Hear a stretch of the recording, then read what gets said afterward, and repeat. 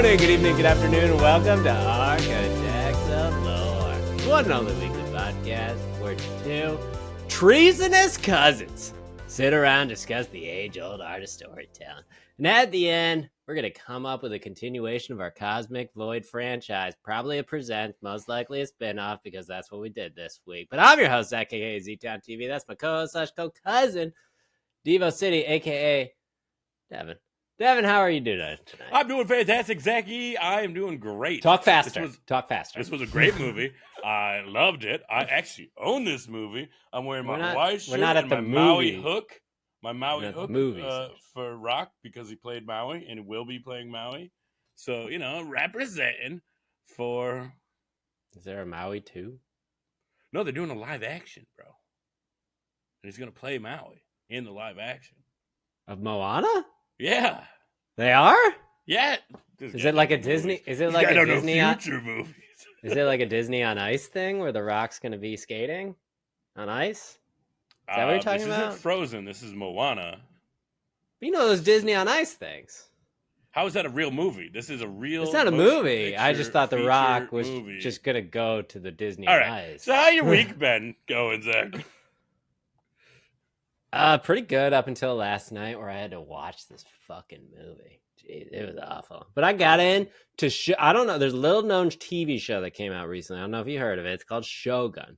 Yeah, I have. I got into it recently. It's pretty interesting. I'm really happy that it's only going to be contained to one limited run season. That's what I read. It's about one book. Here. They've already agreed for season 2 and 3.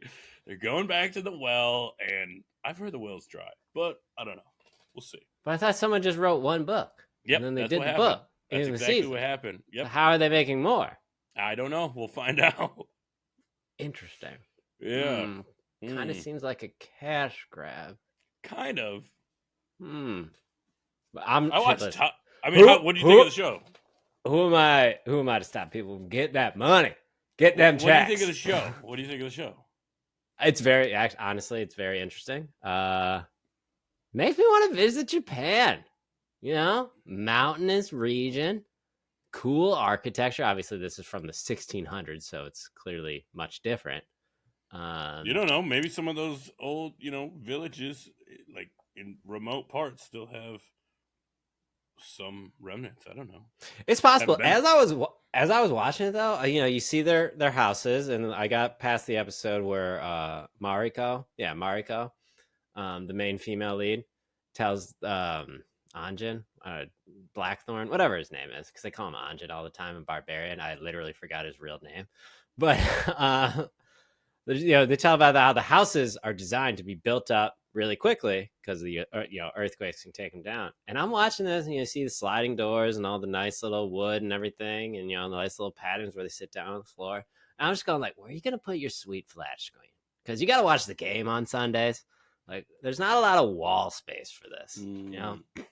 That's structurally too. I don't know if a paper wall could support. Exactly. I need that thing mounted. I understand. You can't have wires also coming down. That's crazy. You got to have walls, paper, so the wires can go. Yeah, true. But then you're going to be around the paper, and then you're just going to see the wires. Like, yeah, that's not good other for rooms. anybody. That's another room problem.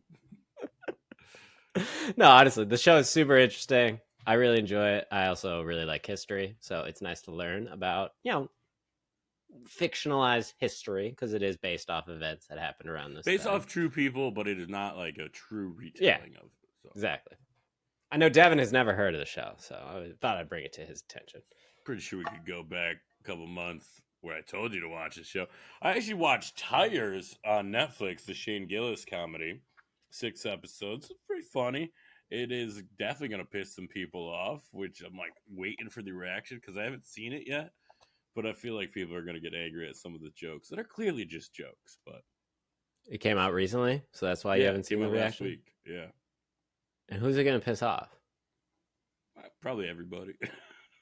If it pisses off everybody, yeah. Well, there you go. I feel like they take digs at everyone, but it's funny. I've not watched it. I did watch. Have you seen the show Louder Milk? No. It's on Netflix, I think, too. It's with I can't remember his name, but the main character from Office Space, like the main guy. Mm-hmm. He's in it. And I only watched like a little bit because my dad was watching it. So I sat down and I started watching it. And he started explaining it to me. It's about like some writer who like got sober or something. The scene that I watched was him walking through a park and then just cutting down some guy doing graffiti on a rock of a poem that clearly didn't mean anything, and it was shit. And I just turned to my dad because he's laughing, and I'm like, "These are awful people." He's like, "Yeah, that's the point." I was like, "Oh, okay." Yeah, I mean, You're just look at Always mean. Sunny in Philadelphia. You don't need to have the best characters to make a good show. But ours, Cosmic Void franchise, are the best characters. So Hashtag justice for Han. What? He's not in our franchise. Kind of. You don't know that. We haven't finished. We haven't finished. True. Yeah, at the end of this, it somehow all leads into the Fast and Furious franchise. Turns out Devotonium Nuke later. turns the clock back to 2001. Right, these are all jokes because that would be very confusing. And we want to open our doors to everyone. We don't want to just shoehorn with Universal. We want to put this on the table for the highest bidder, you know? True. YouTube TV? Vegas and all. No, I don't know if they got... I want to make a movie, not a TV show, so... You don't think Google's got movie money? I'm just saying, YouTube TV is not putting out a lot of movies. I'm just saying. But if we're going to bring back people to the theaters. This was one of the lowest Memorial Day weekends in the last, 30 years. But when they get that Cosmic Void, we're bringing it back. We're bringing it back. People want heroes. They want people to root for again, not this whole superhero, moral gray area stuff. We got black and white folks. Roman, good guy. You want to cheer for Ronan. Both. Ronan and Roman. So, wouldn't it be cool if Fast 12 opened the same weekend as Cosmic Void? No, because we'd be destroyed. No, because then we do a Barbenheimer thing. We would literally be destroyed. We do a Barbenheimer thing. Oppenheimer lost that bad. Oppenheimer, people weren't doing a Barbieheimer. They talked about doing it. No one did it. They just saw Barbie and were like, all right, we're good. That was good. I mean, but Oppenheimer won all the awards, so... Yeah. Well, Cosmic Void could win all the awards. Just keep it in mind. It could make $800 billion like the Fast and Furious franchise. All right, Devin, how's your golf game going? People want to know. Pompeii member guest is coming up. So I went to go get an iron fitting because I am trying to take my game seriously. I am trying to elevate my game. And let me tell you, me and Luis at Golf Galaxy could not figure it out. I'm getting the distance because I'm just getting further distance with any club.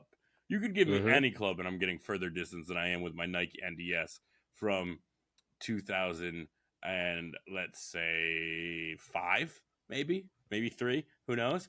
I put them online to see how much they were worth. $60 for the set. Nice.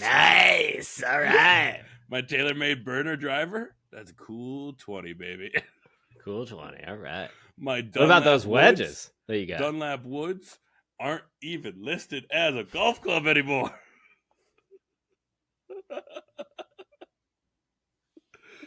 And I'm pretty sure I have a 1-of-1 putter. But the putter, it done me no wrong. I love that putter. Your putter is held together by staples and bubble gum. So it is not. It is one solid piece of steel that is conformed into the weirdest looking thing you will ever see. It's not a mallet. It's not a blade. It's somewhere in between. All right, so you went to get an iron fitting, and yeah. Back to the new you couldn't find irons, or what happened? So you got more distance, but what's the problem? I got more distance, but the problem is I'm hitting an average of 5,725 on my spin rate with my RPMs. current 7-iron. Okay. I'm getting a landing angle of 40 to 50%, degrees. That's what angles are measured in. Had to remember that for a second. Yeah. But like my carry and my total, which should be like what 10, maybe 15 yards apart, Within a 10-ish yards, yeah. are currently at like 20 yards, 25 yards, 17 Wait, yards. with your current irons? No. Okay. We're at 10 irons with my current irons, baby. 10 yards with I'm your current dialed irons. in on my 7 iron. The problem is, Yeah. it just goes like 134 yards, but I'm hitting it perfectly. Pitching wedge length. Yeah, and then I hit the these new clubs, and I'm automatically getting like 150, 160 with a rollout of like 175, and I'm just not developing the spin rate that and then he's like, oh, maybe you need a half inch longer on your shaft. And I was talking to my buddy, and he's like, longer? Yes, half inch longer. And I was talking to two of my friends. One is the exact same height as me, and I know he has nice irons. I was like, did you get a half inch extension on your shaft? He's like, no way. No way. I'm not 6'2". You are not 6'2". Don't worry about it. I talked to my other buddy who's a golf pro, and he said, you probably wouldn't need that. And I said that the fitter said the half inch was helping so I don't pull my shots and get toe hits. And he's like, okay, that's one way to do it. But you could also just like set up closer, fix your swing, and move your hands up and down depending. He's like, I'd have to see what you were doing. We'd have to like take some time to figure it out. But he's like, once you do get that figured out, then you have the issue of having too long clubs. And I'm like, okay, well, I'm trying to get better. I don't want to just maintain and have a club that's going to help me maintain. I want a club that's going to challenge me and get me growing. So the decision has yet to be made. I am really,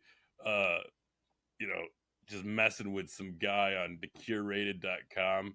He's a salesman who's been texting me every day because after I got my fitting, I went into this website and they're like, going to give you a recommendation for free. Obviously, they work off commission, and this guy's been texting me like a fiend. But, he's like, oh, you should check out the QIs. And I was like, I hit the QIs. I didn't love them. He's like, I like the AA smokes. He's like, well, that's a great club. We can set you up with that, too. I was like, all right, calm down, bud. Bring it down. You're like, all right, you want to buy something? What do you want to buy? I was like, you're not an expert, all right? And then he said I needed 2 degrees weaker in my throughout my entire set. And I'm like, I don't know if I want to get a custom set that has no resale value. If I just get stiff shafts, regular That's what you're worried about, resale value? You had the same clubs for 20 years. I'm a new man, Zach. I'm a new man, all right? I'm trying to progress in my game. Got to buy new clubs every 5 to 6 years, right? That's what I thought, and then I went in to get fit, and the guy was like, you're fine. Yeah, because you've plateaued. Clearly, you need to work on something else. The irons are fine. Do. It's something else in the game. You got to go get a new putter. You need that Scotty Cameron. I have a new putter.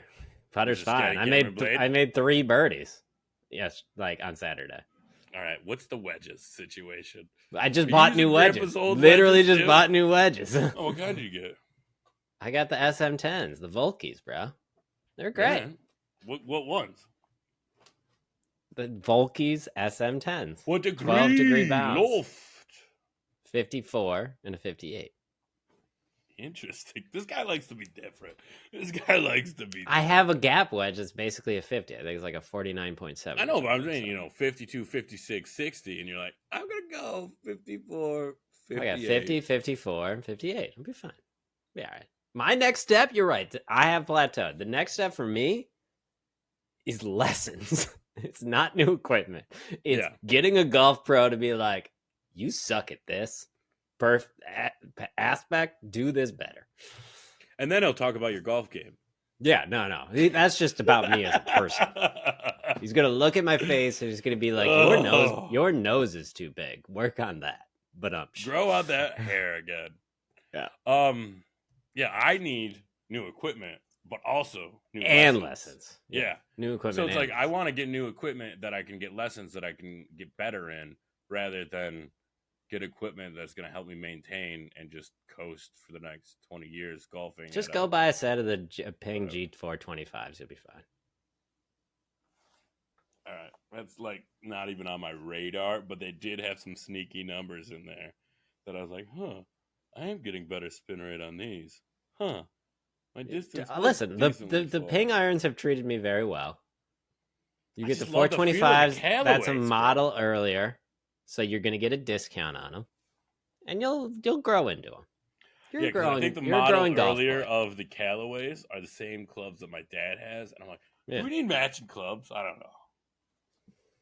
Maybe. Kind of cool, maybe if we were in tournaments, we got matching clubs. People are gonna be like, "Who are these guys? Who are these guys?" And then they watch you swing, and they're like, whatever." Yeah, you know who these guys are. Alrighty, well, that was Golf Talk with Architects Galore, everyone. Thank you for listening. Devin is actively trying to get better. I can't say the same until I get a lesson. Then I will be actively trying to get better. So, and if you could offer me more than $80, you can buy my current golf set. Anybody got $100 on them? You can have those sweet Nike SMDs or whatever they're called. NDS regrip with sweet red Golf Pride grips. The Golf Pride grips that he bought last year, or whatever it was. No, last more like 2 than months the ago. irons. 2 months ago. Oh yeah, they're definitely worth more than the irons. That's like $12 a pop for a grip. I honestly spent more on getting them regripped than that company offered me online. Yeah, you shouldn't have gotten them regripped. Alrighty, well, I was going on a golf trip. I was excited. Now it's time for everybody's second favorite portion of the podcast and everybody's first favorite trivia portion of the podcast, and that's the movie game. Movie game. Listen, folks, we've finally done it. We've run out of movie game cards. And I did not have this realization until about 2 minutes before the episode. So instead of coming up with a clue that I gave him 2 weeks ago.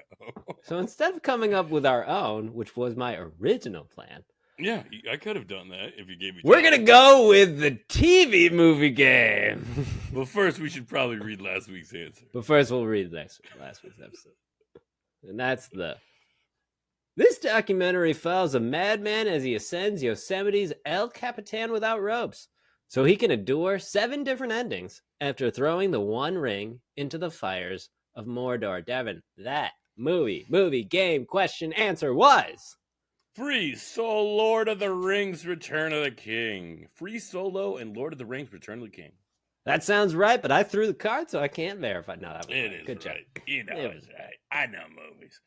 There we go. But do you know movies and TV? That's the part. Ooh.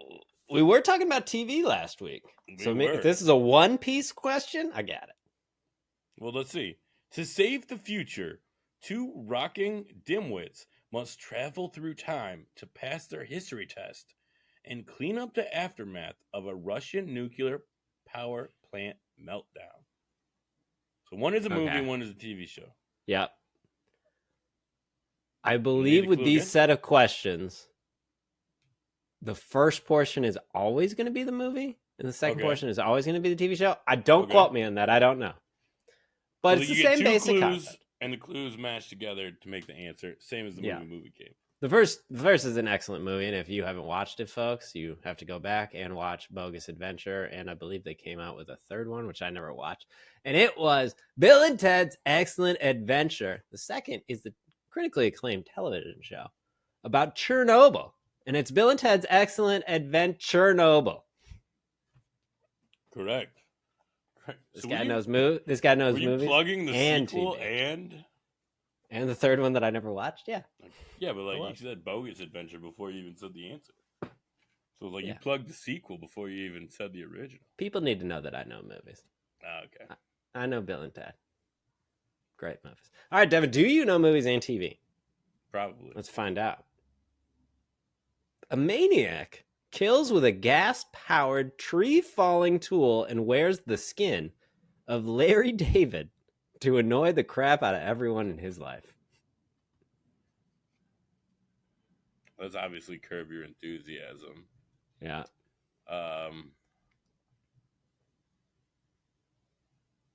Is the Texas Chainsaw Massacre Curb Your Enthusiasm? That is correct. He's got it. He knows movies and TV, folks.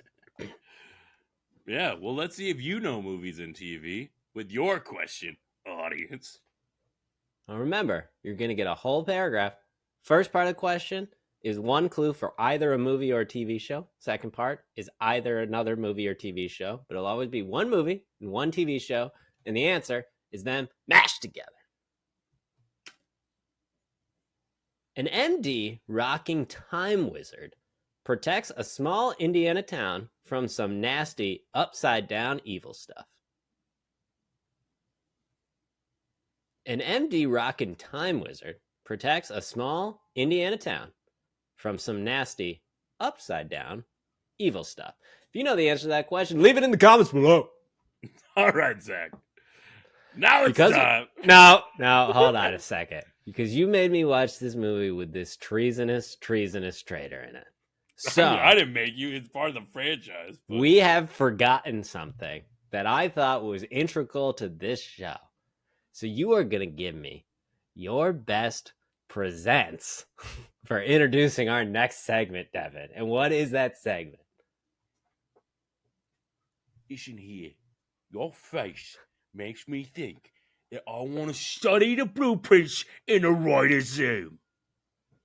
You just got to stop and study the blueprints. The writer's zoom is the third part. Listen here, you motherfucker. It's time to study the blueprints, you dimwit. That was pretty good, Jason Statham. That was pretty good. I like how you really scrunched the face up. He scrunches his face. I feel like he scrunches his face, no? Listen here. Your face makes me feel like God is just puking directly into my eyeballs. And it burns. Yeah. Yeah, so we watched Fast and Furious Presents Hobbs and Shaw. That's just audience. That's just audience interaction. That's audience interaction. You want to do the recap since you love this movie so much? Nah. All right, then let me recap this gosh. I can't handle the audience. They booed. That wasn't me. That was the audience. Well, you keep the audience quiet. All right. So basically, there's a terrorist, Black Superman, who was going to steal a virus, and an MI6 team is there to stop him. But the only way to stop him is for one of their agents to inject the virus within herself. She has 72 hours before the capsules dissolve, making the virus airborne and possibly taking out the world. Is it weird that 2020 happened next year and this almost I'm not going to say that the Fast and Furious Presents predicts the future, but the spy, MI6 spy, injects herself with the virus, and they need Hobbs and Shaw to track her down. Turns out it's Shaw's sister, and they just need Hobbs just because he's the best tracker in the GD world, maybe. So they're begrudgingly working together. Meanwhile, Shaw's old partner, who's blackmailed him, who convinced like his sister even that he was a treasonous person, is the supervillain, and they gotta take him down. So they gotta find a scientist. Scientist is like, there's only two ways to get it. You either gotta kill her and burn her body, or you gotta find this machine that extracts the thing. They're like, wow, you should have gone with the extraction thing. Yeah, that totally should happen. So they're like, the only way in is through the headquarters. We gotta get. So they give themselves up in order to get the extraction. Then they Halo jump in there and they run, and they're like, woo, we're out of there. But they gotta go somewhere safe. Where's that? Rock's home. He hasn't been home in 25 years, or Hobbs. That's Samoa. And they are able to turn off everyone's guns and have a good old-fashioned ass whooping in Samoa with some sweet car chases. We got cars linking up like a train. Very Fast and Furious-esque at that point of the movie. Turns out, they get the virus out of her.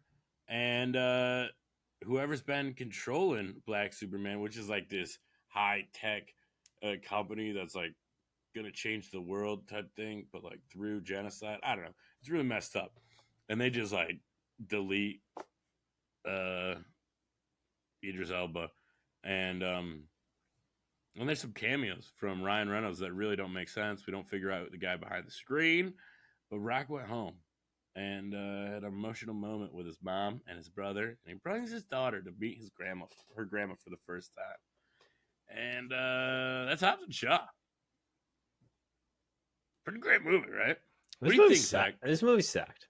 Okay, I'm gonna need you to take everything you know about this little incident where Deckard Shaw killed Han. All right, it's a tiny Murdered, incident, right? Murdered, not like accidentally killed. Murdered.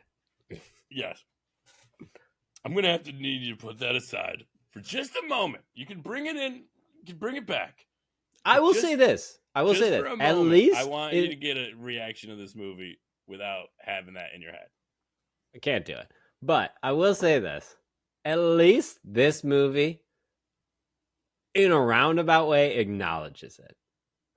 Because Vanessa Kirby, Deckard Shaw's sister, at the end, goes like, hey, I'm sorry. I never should have thought you went dark. I never should have thought you did those things. And he's like, listen, bro, I've done some things that I got to make up for. And I'm going like, yeah, you did. Yeah, you did. All right. I don't know the rest, but you're definitely referencing Han. Justice for Han. Hashtag. True. But if you take out the whole Han murder thing. Exactly. This is starting to get even more outlandish. But I mean, we got a superhuman in this one. It's pretty freaking cool, man. We got a cyborg. It is still the basic formula of fast cars, cool action sequences, amped up stakes, and the only way to win is family. Family. Yeah. So, listen, it's a formula that works, and it was like, it was fun. It was fine. A shit ton of money. I will say this: we didn't need Kevin Hart. No, we didn't need Kevin Hart. We didn't need Ryan Reynolds. We didn't. Like they could have been they were anybody else with The Rock, and we're like, and he's just like, "Hey, come do a cameo." He's like, "Hey, you want to do like a scene? Movie later, yeah. You want to do a scene? I can get you like 1.2 mil easy for like 30 minutes of work." They're on the set of Jumanji, Welcome to the Jungle, and he's like, "Hey, I got the you just do an air marshal scene real quick for me." Yeah, like fine, whatever. Take those parts out. Vanessa Kirby, the comedy, the lightness to it. Yeah, I really did feel like this movie stopped caring about any drama. No. It was just like, here's an amped up action movie with comedy. That's it. They tried to recreate that buddy comedy of like Brian and Roman, or Brian and Vin. Never gonna happen. Or even Taj and Roman, which might be a great movie. Taj and Roman. Fast and Furious presents Taj, Roman, and Ramsey. Yeah, that'd be still up. Ramsey. Hashtag still don't know her last name. But if they're in like a throuple, I would watch that. Of course you would, Devin. You're a fast head. Other than that, I mean, like I literally can't say anything about this movie other than I wasn't bored. It was at least entertaining. I felt like it lacked the heart of some of the better Fast and Furious movies. You didn't get emotional with the mom and the brother. The very ending scene, sure. The very ending scene where The Rock brings his daughter back. With 51 minutes left of this movie, including credits, obviously. Yeah. But that's a good chunk of this movie where they go to Samoa. Like, they're all the Hobbs family there. But I feel like they could have expanded that. Kind of like the Torettos. I feel like they could have expanded that a little bit more. Like, you got the idea that he left because he turned his dad in and he thought that the family wouldn't have accepted him. But then when they were talking about it, the other brother was just like, I had to pick up the pieces because you abandoned us. So they really could have just had a conversation of like, wait, were you mad that I turned in dad? Or were you mad that I just left? And then that would have been a more emotional scene. If he was like, I don't care that you turned to dad. I know why you turned to dad. I'm pissed off you left and never came back. Like, well, I think, it wasn't said, but I think that, The Rock was ashamed that he couldn't be like the rest of his family. And he didn't realize, he's like, I had my reasons, but you're right, I did abandon it, I don't know. He could have been better, but his The Rock reason was doesn't that really he do turned in emotions, he turned in his dad because he thought his dad was going to get his brothers killed, and he didn't want that to happen. That's a good reason. But it was implied that the brothers didn't care about that; they cared that he abandoned them. Yeah, and that would have been more emotional if it was talked about. I'm pretty sure there's a picture of The Rock's actual dad in the background when Penny is working on the computer, or Hattie, not Penny. Hattie, not Penny. Hattie's working on the computer, and you just see in the background, and it's like a picture of The Rock's actual dad. Pretty cool. That's right. Roman Reigns plays one of his brothers too. That's pretty neat. He also had 0 lines. Yeah, but they had looks. They did have looks, but 0 lines. And I think some of the other Samoans might be like the people who are his stunt doubles and stuff. That would make sense. Don't quote me on that, but also, I think it is. I mean, the coolest part of that was his mom. Oh yeah, with the slipper. Mom just takes off his, the slipper and the fucking sandals. Like, I'll beat the fuck out of you people. Like, we help family around here. We'll give them the clothes off at back right now. We'll give them all the food we have. Mm-hmm. He's the prodigal son. He returned. I guess also, it's like a parallel of to be like, how did they get to Russia, from Russia to Samoa so quickly? Yeah, that's all they know. All right, yeah, and they didn't have to do another TSA scene. They're like, let's just put a character that can bypass that whole situation. But I feel like it was just Kevin Hart's character was too Kevin Hart, and Ryan Reynolds' character was too Ryan Reynolds. Like, you can have they didn't have actual characters. It was just Kevin Hart and Ryan Reynolds. Yeah. But whatever. And we don't know who the voice is. The voice is actually Ryan Reynolds. That's who I think it is too, right? Yeah, the actual sound a little bit like him? the actual voice is Ryan Reynolds. I read a thing where it said he was supposed to do a placeholder and then they were going to do a reveal, but then since they didn't reveal, they didn't change it.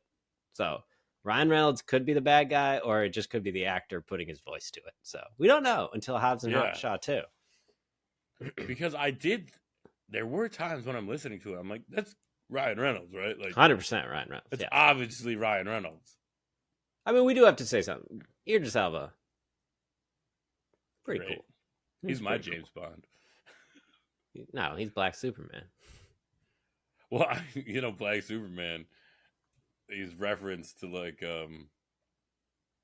Shazam, Black Adam, where The Rock plays Black Adam, which is basically Black Superman. Fair.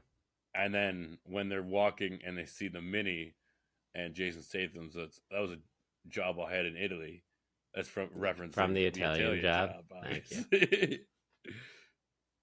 So that's pretty fun. The banter between The Rock and Jason Statham was mostly funny. There was some parts where it was like, all right, shut up. So this is a shout out to How Did This Get Made, one of my favorite podcasts. And they always do a Fast and Furious breakdown whenever the new movies come out. Of course. So clearly they did one for Hobbs and Shaw. Yeah. And they pointed out that most of the humor is ball related. It's not dick related. It's all about balls. And they're thinking that was having to do with the rating. So it's you can say balls, but you can't say dick. Cock. I don't penis, know. Whatever. All right. Vanessa Kirby, I think, was the only actress. Or no. Eliza Gonzalez, who played the woman who just kisses Deckard Shaw, and she's the thief. No, I'm not talking about actress in the film. I'm talking about the one, the Mirren. only one in the main, except for Idris Elba, that seems like they're taking it seriously. Everybody else seems like it's kind of still a joke. The Rock and Jason Statham, the whole time is just kind of a joke. Vanessa Kirby, tortured, and he's like, I thought it'd be a cool thing to say in the moment. Yeah. I thought that was pretty funny. That was pretty where they're just self-aware, where it's I thought it'd be cool to say. But I mean, listen. Devin and I were talking off air because he's like, "You got to get over this Deckard Shaw thing," and I told him straight up, Yeah, "Never." you're gonna bring too much animosity to the I was like, episode. the only way I will get over it is if in 11 or 12, Deckard Shaw creates a time machine, goes back in time, and saves Han from himself. Because then that would be a cool full circle moment. He's like, I was a different person back then, and now I'm rectifying my wrongs. So, Back to the Future in the Fast and Furious, not on the realm of possibility. I don't know, but Just I saying. do know that a buddy of mine wrote. Also goes back to how did this get made? But Jordan Always goes back to Bandina, it. the writer and director, wrote Fast 9, where the Fast and Furious crew go back to defeat Hitler, back in time to defeat Hitler. And then how did this get made? Did a live reading of it. So Cool. a little full circle there. Full circle moment. Yeah. So We'll see. There's still time. There's still time to save Han. But it has to be by Deckard Shaw. we'll find out. But right now, he's not looking good. He's dead. And it seems like everyone's basically moved on and welcomed Deckard Shaw. This is why I'm upset. That would be like if someone killed you. Mr. Nobody. They killed you in this movie. If someone killed you, and our entire family was mad for like a year, but then we needed that person for some job, and then afterwards, like, yeah, you're cool. Don't worry about it. Devin had it coming. If they saved Lulu, I'd be like, all right. Now it's cool. Now they're invited to the barbecue on 4th of July. Come out to camp. They might have killed me, but they saved Lulu, so, I don't know if you get an invite to the barbecue, but I don't think it's like, we're coming after you. Don't worry, Devin. I'd still go after him. We're not fucking done. All right. Thank you. But let's figure out where this fucking movie falls on the lore list.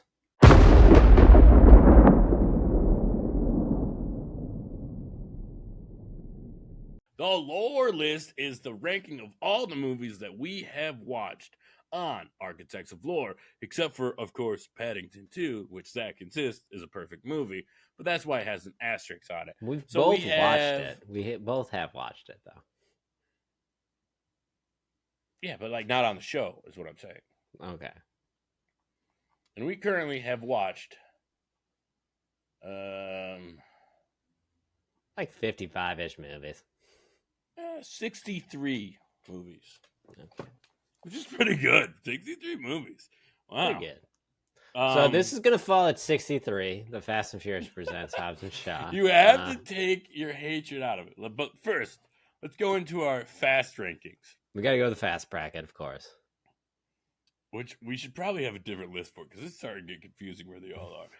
At the top is still the best movie in the franchise, Fast 5. Why don't you just color code them to like fucking blue or something so you could see them easily? Okay, that makes too much sense. We could do that next time. All right. Yeah. That's a next time thing. Then we got The Fate of the Furious. Wow. That one was pretty well received by us. Then we got The Fast and the Furious, the original. Furious 7. The Fast and Furious 6. Too Fast, Too Furious. Fast and Furious Tokyo Drift. And then the worst in the franchise so far. Let's see if it will maintain. Fast and Furious. The 2009 film. It is sitting right now at 52 on the lore list. I think right around 55, right above The Kid Who Would Be King, is where the Fast and Furious presents Hobbs Shaw should be. Because that movie objectively sucks. The Kid. I'm not going to argue that this movie is better than Psycho, because it's not. It's not. Does it have more ball jokes than Psycho? 100%. We're winning in that category 9 times out of 10. But more ball jokes than most movies. All right, if I'm taking my Deckard Shaw hatred out, I think objectively in the fast bracket itself, this movie is worse than Tokyo Drift and probably better than the Fast and Furious. It's within that range. Is worse than Tokyo Drift, really? Yeah. If I would watch something again, I'm watching Tokyo Drift. Again. People love that Tokyo Drift. But this is better than Fast and Furious, right? Yeah, that's the worst one. It really is. I mean, the underground border tunnels, come on. Come on. What are we doing? What are you doing? What are we doing? At least this All this right. one was a fun movie. But like Tokyo this Drift means- is good movie. Has more emotional depth. Tokyo Drift definitely has more emotional depth in this movie. Oh, for sure. And it has Han. So And it we're has Han. falling between 44 and 52 right now on the lore list. I mean, In the fast bracket. Yeah. but this is just on the lore list because if it's Yeah. between those movies, it's between. Do you agree that Tokyo Drift is better? Yes. Okay. I would watch this over Castaway. I'm not a big but Castaway so fan. would I. Castaway sucks. That one should be lower. It should be. Would you watch it over Kicking and Screaming? That's a funny movie. It is a funny movie, but the motorcycle in this is sweet. True. All right, put it at I think 45. I'd watch it It's over- above Adam's Family Values. That's fine. Number 45 on the lore list. The Fast and Furious presents Hobbs and Shaw. Right where it belongs. Long live Han! Below Tokyo Drift.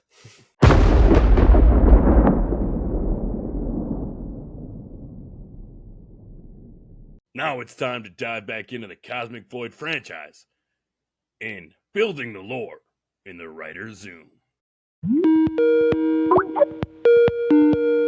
So last week, folks, the Devotonium nuke exploded, killing the Chironian envoy and sparking the beginnings of an all-out war between the Chironian Empire and the Globico capitalist oligarchical society galaxy. In Cosmic So- 7, Dark Revenge. So we're gonna sidestep that and get to a presents with a couple of side characters. We got a couple of side characters. Sex, you have a list of characters that we could just run through. Obviously, this isn't going to be a Ronan Rory story because Of course. there are leads. So But let's get a list of our current characters right now. Current characters right now in the Cosmic Void franchise. We got Ronan. He's obviously the main character, badass. We got Aurora, aka Rory, obviously the second main, the female lead. Xander, back from the dead, newly Xander augmented. lives. Xander lives. Thaddeus, dead. R.I.P. Thaddeus. All right. Joyride. Might be a little material there with Joyride. She's working on some grief or something. Thaddeus is mentee. Yep, we got Roby, who's a robot, saucy tech guy. Wormhole, disgraced professor, no longer disgraced because his wormhole theories turned out to be true. Then we got our secondary team. in the Chironian Empire. Yep, we got our secondary team. Venus, Breacher, and then we got our secret. Venus is a part of the same group that Augmented and Thaddeus Ronan were. that Ronan got away from. Venus never did, neither did Breacher. Venus was a former love interest of Roman's. No longer. And Breacher is a big lovable goof who's also super badass.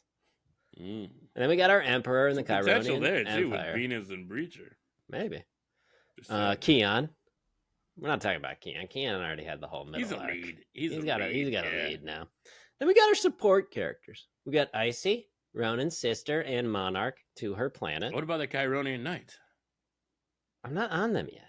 Okay? I Okay, gotta go that's through my list. All right? Okay, I didn't know if there were support characters. There's a secondary list, and it's Chironian Knights. Right there. I feel like this list needs to be refreshed. All right, then we got our Chironian Knights. That's what I'm saying. They're bigger Apparently. than our side characters. All right, the Chironian Knights, they're obviously their leader is Keon, the Emperor. But before that, their de facto leader, Spark. Okay? Short little hybrid alien. Very cool. Very badass. Then we got Octavian, who's an octopus, which for budgetary reasons probably can't really have him as a main star. That's a lot We of could CGI. get a glimpse of him, or Not maybe a like glimpse. a still image, like a But, still like- image on a screen, maybe. Maybe But, just like, his head.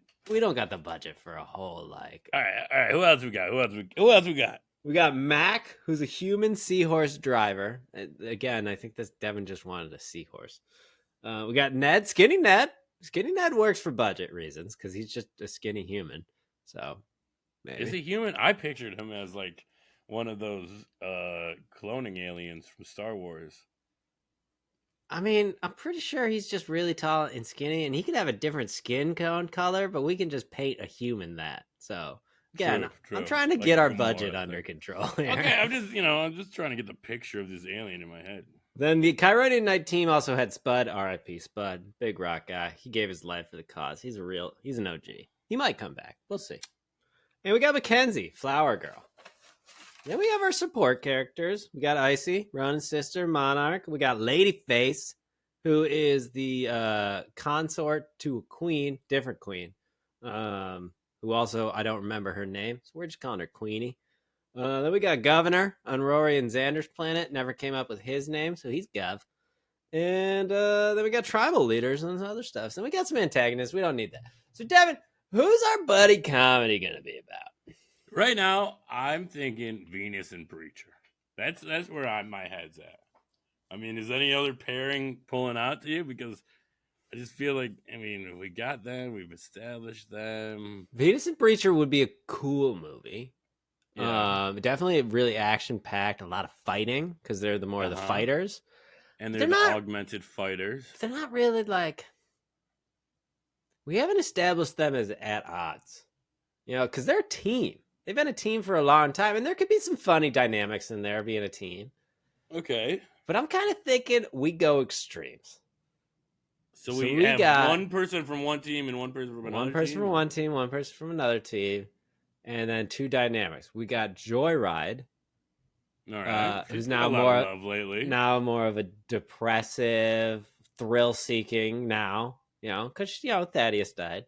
And then we could have depressed, but I definitely thrill-seeking. I don't know if she's definitely both. She's got a single tear coming down her eye when she's at all times. All times. She should just get a tattoo so she doesn't have to cry like Crybaby. Yeah, I mean, she's definitely got some. She's got some unresolved anger issues for Thaddeus just leaving her, which we could explore. Obviously, we got her caretaker Ronan, but he can't be in it. So who's Ronan's de facto person who's always there? Roby. We got the logical Roby with her. So she's still got her she's got like a little bit of a handler. Babysitter. Yeah. But then I think she's got to be like at odds with having a babysitter then. Yeah. And like he becomes part of the team, I think, at one point. Maybe he lies to the group to kind of cover for Joyride. A little bit more confidant. Kind of like an Alfred situation. And then I'm thinking, go with me on this. We got McKenzie. At the end of Chironian Nights, or want Mac Clash and of the another Chironian driver, and then we just got two drivers just driving? I'm thinking we get McKenzie, though, because McKenzie is more of a sunny disposition personality we've done, but also suffered a loss with Spud. So maybe that's something they eventually can connect on. And also, she's like more of an individualist in a communist society. So clearly, at the end of Clash of the Chironian, she's probably going to be like, let me go check out this other universe. So I see her coming over more than like just Seahorse guy Mac. Maybe Mac could bring her. And then we got a cool race scene in the beginning. Love a good race scene. We did open last with a race scene of Joyride having a race scene. So maybe we don't do that again. But could be Mac. Could be Mac this time. We think it's Joyride, and then you go to Mac. And then it gets blown up. But so where are we in the timeline? Because I feel like we just got to continue the timeline. The Devatonium nukes blew up the Chironian envoy, putting the universe at possible war. Okay, well, if we got to go timeline, then we got to go. What story are we doing? Are we doing Venus and Preacher, or are we doing Joyride, Roby, and McKenzie? One's definitely funnier. We can do Joyride and McKenzie. So that's funny. You can't have three names for a Presents movie. It's got to be a blank and blank, All right, what about Cosmic Void? Chironian Void presents Joyride and McKenzie. With Roby. Yeah, what did you think? What did you say? You said Cosmic Chiron. No, you said Chironian Void. No, I said Cosmic Void. You said Chironian Void. Back up the tape and listen to it. Yes, I will, you did. And I will prove myself right. Okay.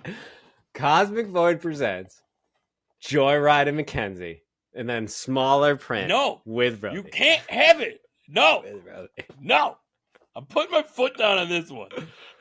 You took away Penis and Preacher's story from me. I'm not putting Roby the goddamn title. All right, but can he be like in the picture and then he's like kind of just behind it and then he like get a little high? You know what? You can go ahead and make this poster. You can do whatever you want. Except for the title.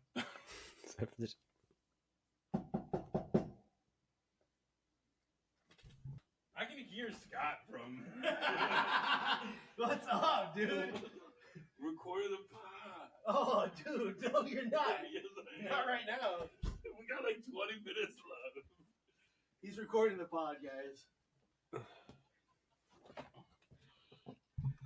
Hey, yo, hello, and hi there. What's up, Gian? This is Gian. These great movies, great reviews. Great reviews. Dude, no stress. From the guys who brought you No Stress. These guys love it. What's up? All right, you just sit there for 20 minutes. I'll sit here for 20 minutes. All right. All right. It's great, because I got to take a shit. All right, then go take a shit and just be quiet about it. I don't want to hear no noises coming. You're gonna have. This is what happens when you live in a city and people just stop by. What is this? The 90s? People just stopping by, knocking on the door. Yeah. Love to hear it. All right, I'm gonna go take a shit, guys. All right, make sure that makes the episode.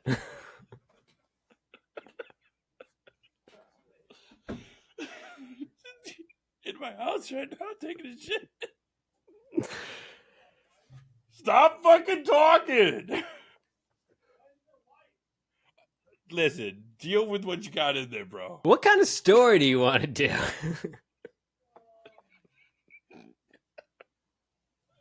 Stick around to the bloopers to figure out why I'm laughing right now. Shut up! I can hear him 100%.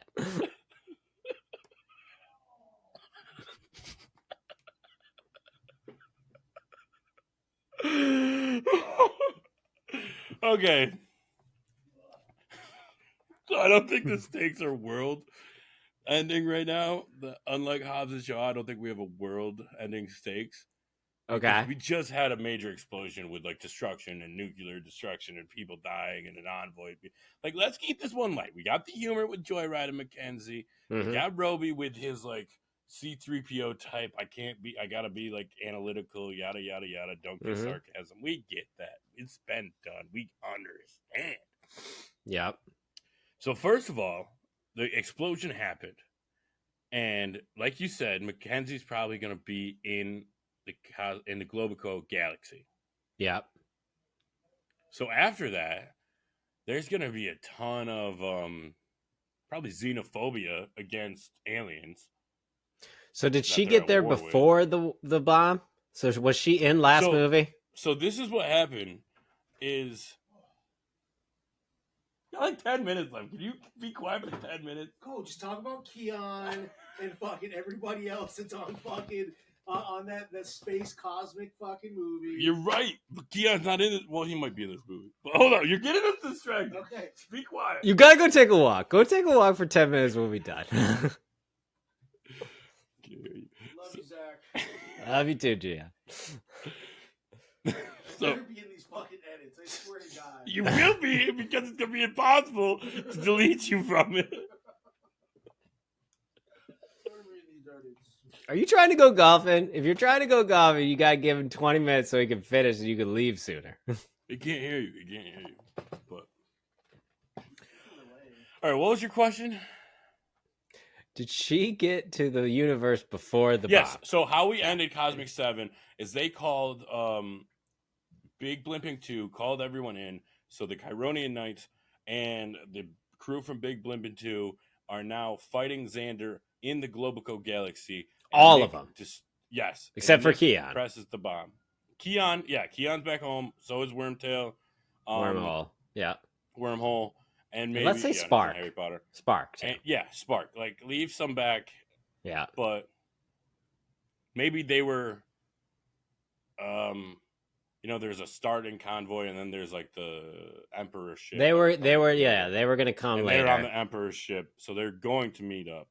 So we got Mac, Octavian, Skinny Ned, and McKenzie, who answered the call, came to the universe to help Big Blimpin' 2. I won't say Yeah, they were in the driving. they were in the periphery. Yeah.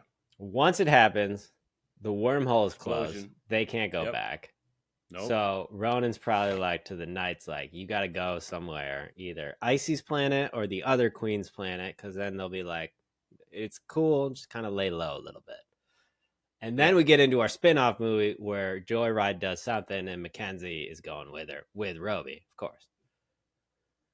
So which planet? Not Icy's planet or Queen's planet? Ladyface planet. Let's go to Ladyface planet. Yeah, let's get Ladyface back in. We've been already on Icy's planet. Let's go back to Ladyface. Let's reintroduce Ladyface. Remember, she was a honeypot, but now she's good. She's on the side of... So is this before she met Joyride? That they encounter Ladyface? No. Yes. They get Joyride it was like the they same need to movie. Do the heist. It was they the need same to movie. do the heist. Yes. All right, let's go to Ladyface planet. What about this? So Joyride could be taking her to a place to, either meet their allies, get their allies, to like prevent all-out wars. So maybe they're like trying to talk to leaders from throughout the Globico galaxy. So they're sending envoys to, and Joyride and McKenzie and Roby got paired up to go to the Ladyface to talk to her. The other ones got paired off away doing other things. Yeah. Which makes sense. On Ladyface's planet. Okay, so this is the movie. We're on Ladyface's planet. I think the whole movie happens the opening 5 minutes. Yeah. The whole movie happens on Ladyface planet. Mm-hmm. So, we don't got fighters, so we can't do fighters. It's not like a whole fight scene. All right, so Devin's muting his mic. Okay. I'm just going to make up the movie. I had a coughing fit, and then I see him struggling to hold his breath. So I had to mute my mic so he can cough. He's got asthma, people. I don't know. I'm just trying to help. I'm not trying to be an asshole. Appreciate it. He's hitting his inhaler now. It's all taken care of.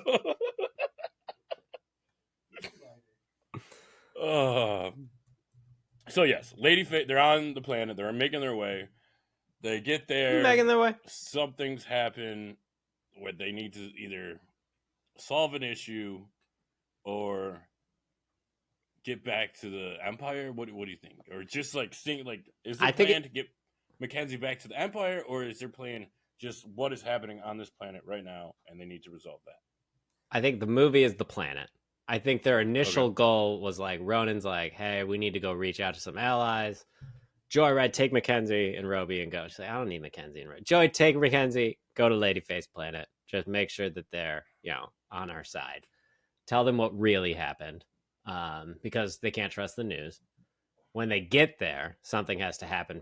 And then this is the whole thing. Like, Joyride's like, I don't need nobody. We can solve it on our own. But I think it's got to be like some sort of espionage thing, maybe. Some sort of secret thing that's going on at the planet that Ladyface is trying to infiltrate. So she needs a couple of new faces.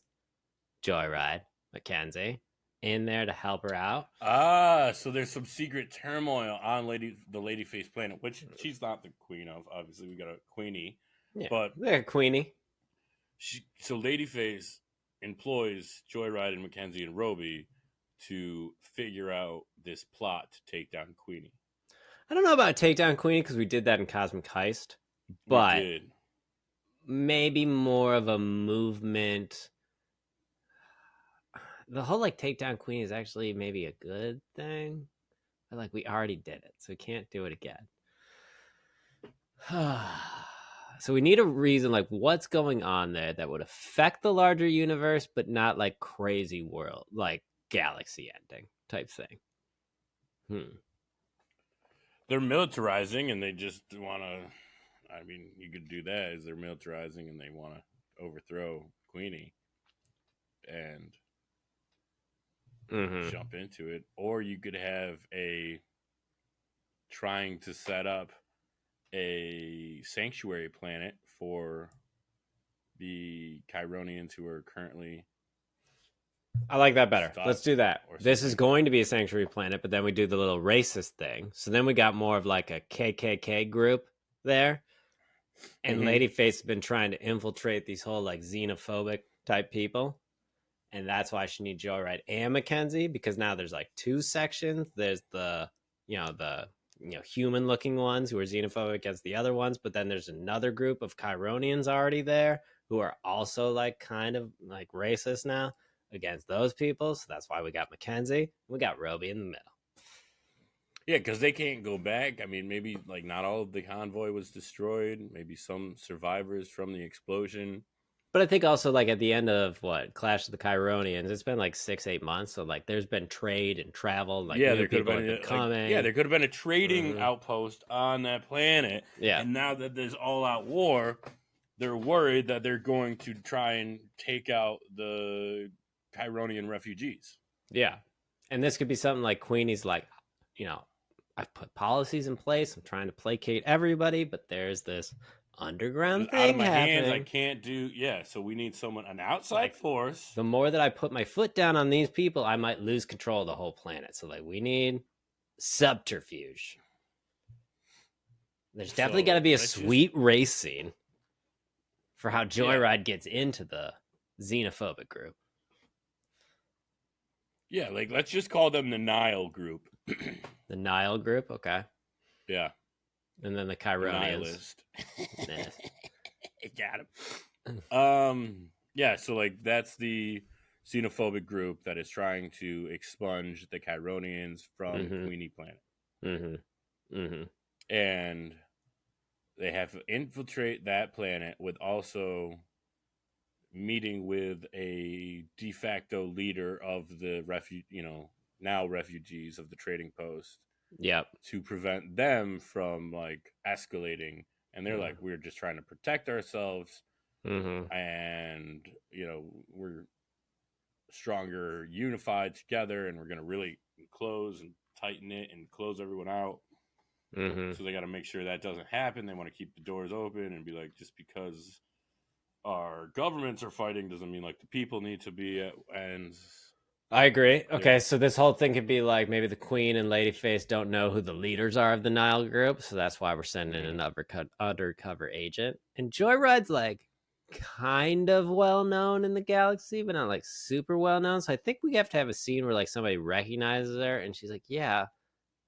But then she like spouts off these beliefs of like, well, I hate the Chironians. I was just thinking McKenzie could use her influential powers in order to get them out. Kind of like, these aren't the droids you're looking for, because she's like a flower and she loves all those pheromones that when they inhale it, they're like infatuated with McKenzie and follow. And it's kind of like poison ivy in my opinion, or imagination. Okay. We can do that. So the plot line is basically infiltrate the Nile group, figure out who the leaders are to put a stop to it. And then I think there's got to be like a twist at the end where you realize the Nile group is not just like a spur of the moment, like thing that propped up on this planet. It's actually a huge organizational campaign, probably by Globico, to infiltrate the planets to make sure that everybody hates so this the isn't an Chironians. isolated event to just this planet. This is happening throughout. And that's what they discover at the end. At the end of the movie. Leading to this, discovery and no resolution yet. No. Of the Nile group. Well, I think there'll be resolution for this planet's Nile group. Their leaders will be incarcerated and whatnot. Yeah, and I think there's some parliament members who are, right next to the Queen. And that's, so we introduce him right away, and he turns out to be the leader. So... The right hand of the Queen, yeah, okay. Yeah. And that's the Parliament magistrate or whatever. And it's kind of like a Scooby-Doo episode where they have to it was you the whole time. Yeah. But the mask... And they only figure it out by finally working together in Act 3. Of course. But the mask for the Parliament guy is just a generic white guy's face. And then they take it off and it's another generic white guy. Yeah. Yeah. Steve. It was Todd. Okay, I like that's the basic plot line. So what's the other side? So the other side is that they're getting kind of attacked, so they're closing ranks, and they're afraid. Queenie and Ladyface are afraid that these people are going to basically start something Exterminate. in to like stop them from attacking them. Like they're going to go on the offensive if they keep getting attacked. Yeah, and then she'll that's have going to civil start unrest conflict on that her will country. will not stop. Okay. So then there's she still wants this to be a sanctuary planet. So there's got to be she wants this to be like a Sweden type deal or a Switzerland type deal. So there's got to be a scene where Joyride and McKenzie work together to also prevent them from attacking. And it's probably using a spaceship to like, if they're like coming at each other, she just drives and like creates dust and confusion and just spins them around. And you really get to see why Joyride gets her name Joyride. We're getting spins. We're getting twists. I think this movie's going to be the most Fast and Furious movie because there's going to be a lot of space scenes. There's going to be a lot of like chase scenes with hovercrafts, with spaceships. Like we gotta put Joyride in her element. Mackenzie's element is influencing people. So I think also we're gonna see that. We're gonna get that mystical, with the pheromone and all that, and maybe that'll come into play. And she's like, she's on the back of the speeder, and she's giving it off, and Joyride is growing through the crowd, and then to calm them all down. Okay, that's all right. We got there. That's an Act 3. Okay, like they're about to go fight. They're about to do everything. They calm them all down, and that's where we see Steve or Todd, whatever we're calling this guy, go off. Big chase scene. We catch him. We find out who he is. He gets imprisoned, and then boom. We find out who he was about to contact. The rest, because this is like a cell, and he was about to contact the rest of the Nile group. So now we've uncovered this whole web of Nile groups, and that's where our cliffhanger ends of that. Okay. So I think definitely when this starts happening, I don't think Ladyface recruits them. And I think Ted or Todd or whatever has like one of those like teeth that he bites, and then You want him dead? I think he fights for the cause. He'd rather not be interrogated. He go, So it leads to a dot because this movie isn't like you could watch it by itself, but it really just fits as a piece into this larger story. I get that. Okay.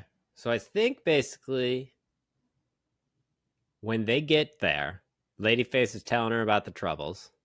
Like, yep, of course, we got the message from Ronan. Of course, we believe him, blah, blah, blah, But there's nothing we can do about it because of XYZ. And Joyride and McKenzie, mostly Joyride's like, yeah, we can help with that. Don't call the team. Joyride wants to do it on her own. But I think there's got to be a point where she maybe wants to reach out and help and can't. You know what I mean?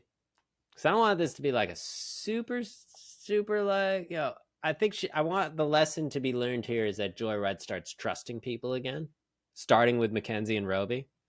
But I want that to at least kind of go to like. Okay, so I think that they the Nile group has to figure out that they're onto them, and then they blow up some communication satellite that interferes with long term, so it's all on one planet.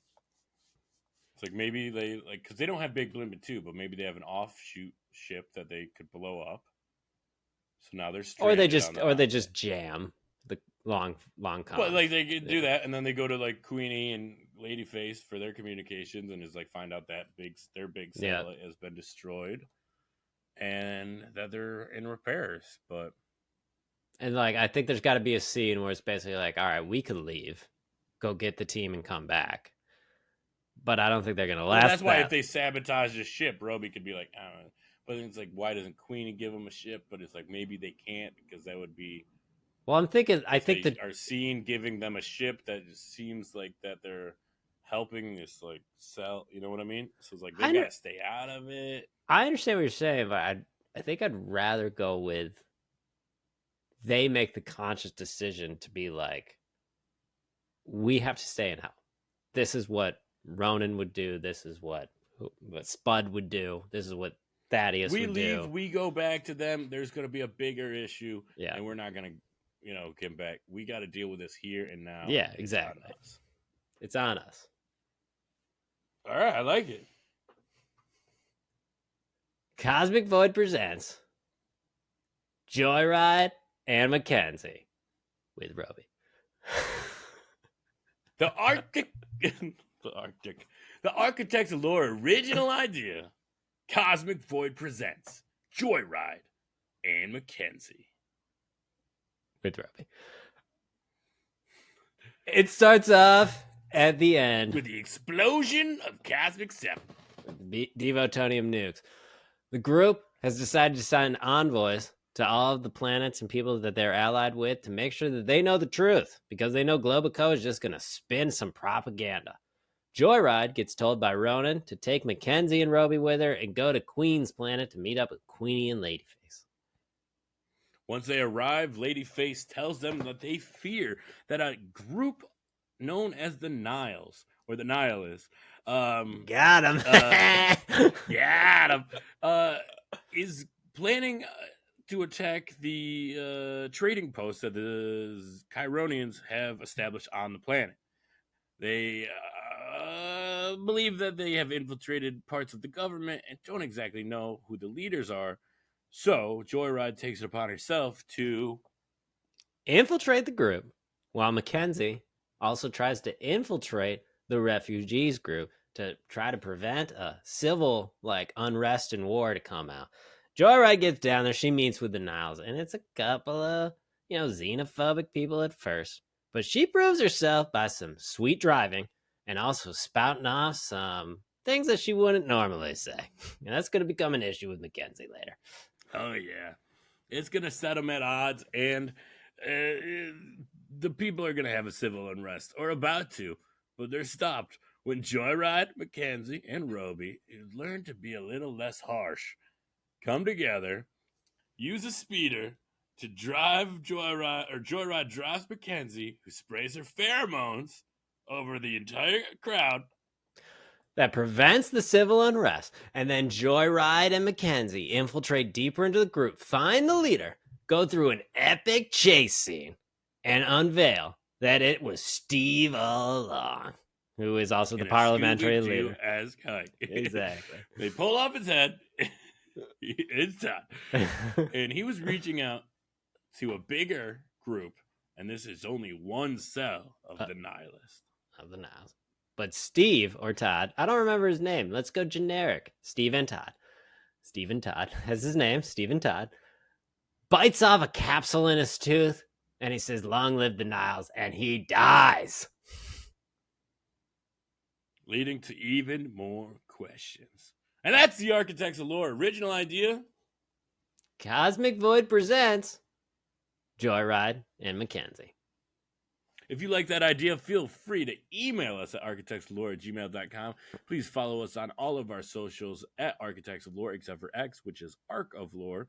And next week, Saki, you get what you've been hoping for last week. And that's Fast 9. Actually, it's F9, the Fast Saga. Weird name. Don't worry about it.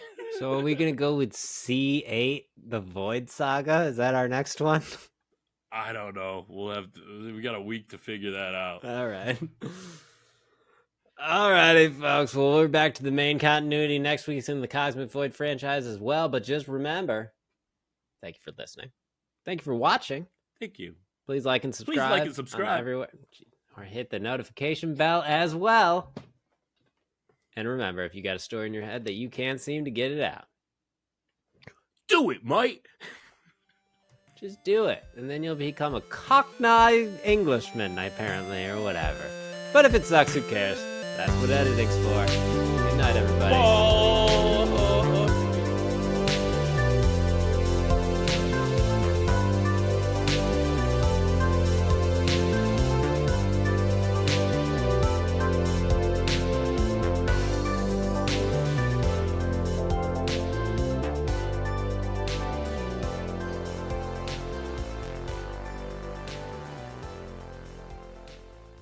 You shouldn't have gotten a Marie Greb.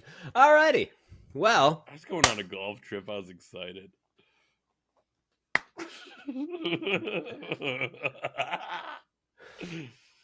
It's just we weren't in the. I just hope that like that part is in there, and it's just you just going like no context.